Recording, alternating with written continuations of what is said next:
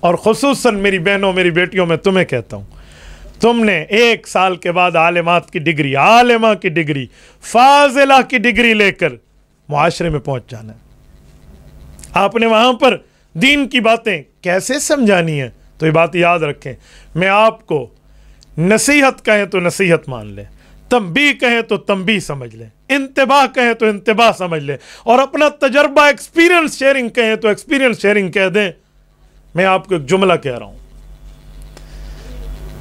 اے کاش آپ میرے اس درد دل کو سمجھ جاتی، اے کاش آپ میرے اس مقام اور مرتبے کے معاملے کی گہرائی تک، ڈیپ لیول تک اتر کے میری اس بات کو سمجھتی جو میں کہنا چاہ رہا ہوں، کہ جب تک اپنے دماغ پر یہ بات سوار نہیں کرو گی کہ میں نے اپنی ماؤں بہنوں میں، میں نے اپنی بیٹیوں میں، میں نے اپنی ہم جنس میں دین کی قدر کو اجاگر کرنا ہے، تب تک آپ بیان نہیں کر سکیں گی۔ یاد رکھنا، جب آپ پر یہ بات کھل جائے گی کہ میں نے کرنا ہے، یہ میرا کام ہے، جیسے ہمارے تبلیغ جماعت کے بزرگ کہتے ہیں، کرتے کرتے مرنا ہے اور مرتے مرتے کرنا ہے، یعنی اس طرح اپنے مائنڈ سیٹ آپ نے بنا لینا ہے، تو پھر آپ پہ بیان بھی کھلے گا، آپ پہ گفتگو بھی کھلے گی، آپ بات بھی کر پائیں گی اور دوسرے کو سمجھا بھی پائیں گی، اور پھر آپ کی بات دل سے نکلے گی، زبان سے نہیں ہوگی، اور جو بات دل سے نکلتی ہے اثر رکھتی ہے، یہ بات یاد رکھیں۔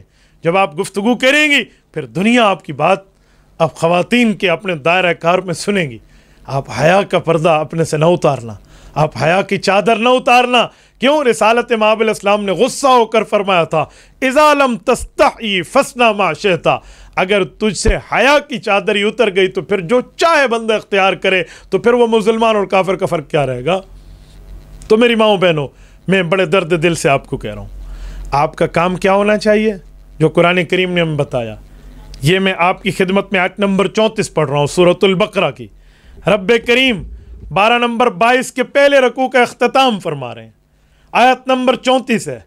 34 آپ یوں یاد رکھ لیں اس آیت کے نمبر کو، جیسے 33 مرتبہ سبحان اللہ، 33 مرتبہ الحمدللہ، 34 مرتبہ اللہ اکبر ہے، تو 100 پورا ہو جاتا ہے تسبیحات فاطمہ میں۔ دیکھو یہ بھی ایک خاتون کی عزت کی بات کی جا رہی ہے رضی اللہ تعالی عنہ۔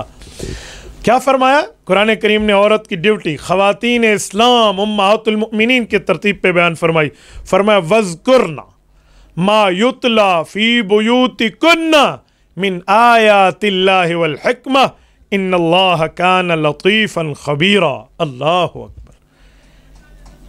اے کاش میں آپ کو اس کا درد دل سمجھا پاؤں۔ فرمایا وَاذْكُرْنَ، آپ کے تذکرے، آپ کا محور، آپ کی توجہ اس میں محو ہونی چاہیے کہ اس میں ما یتلا فی بیوتکن، جو تمہارے گھروں میں تلاوت ہو رہی ہے۔ یہ تو ازواج مطہرات کو بیان کیا جائے، رسول اللہ صلی اللہ علیہ وسلم پر جو قرآن اترتا ہے، اس سے ایک جملہ اور بھی نکلتا ہے، فی بیوتکن ما یتلا، ما یتلا فی بیوتکن، یعنی خاتون خانہ کو آج کے دور میں اپنے گھر کا ماحول یوں کریٹ کرنا چاہیے کہ اس کے گھروں میں بھی تلاوتیں جاری ہوں۔ من آیات اللہ والحکمہ، پیغمبر کی حدیث کی بات فرمائی، اور حدیث پاک اور آیت یہ بہت بڑا مقام اور مرتبہ ہے۔ میری ماؤں بہنوں آپ حیران ہو جاؤ، یہ قرآن بھی آسمان سے اترا اور حدیث بھی آسمان سے اتری۔ آپ نے اس کی دلیل لینی ہو تو سورۃ نمبر 4 سورۃ النساء آیت نمبر 113 کھولیے۔ رب کریم فرماتے ہیں رسول کریم صلی اللہ علیہ وسلم کو، فرمایا وَأَنزَلَ اللَّهُ عَلَيْكَ الْكِتَابَ وَالْحِکْمَةَ وَعَلَّمَكَ مَا لَمْ تَكُنْ تَعْلَمْ وَكَانَ فَضْلُ اللَّهِ عَلَيْكَ عَظِيمًا۔ اے میرے پاک پیغمبر، میں نے آپ پر قرآن بھی اتارا اور حدیث بھی اتاری، اور قرآن اور حدیث اتار کے میں نے آپ کو ان علوم سے روشناس کرایا، ان علوم سے آپ کو بہراور کیا جو اس کے اترنے سے پہلے آپ نہیں جان رہے تھے، اور یہ آپ پر اللہ کا بہت بڑا فضل ہے۔ تو اس کا مطلب ہے قرآن اور حدیث دونوں اللہ کی طرف سے ہیں، بس الفاظ قرآن اور مطلب قرآن دونوں اللہ سے، الفاظ حدیث حضور کی طرف سے، مطلب حدیث اللہ کی طرف سے۔ فرق یہ فرمایا قرآن اور حدیث گھروں میں پڑھو، اور اس کے بعد ان اللہ کان لطیفا خبیرا، کا رب کریم بڑا باریک بین ہے، لطیف خبیرہ، اور باریک بینی سے تمہاری ہر بات کی خبر رکھتا ہے۔ آپ کو پتہ ہے لطافت کسے کہتے ہیں اور کثافت کسے کہتے ہیں؟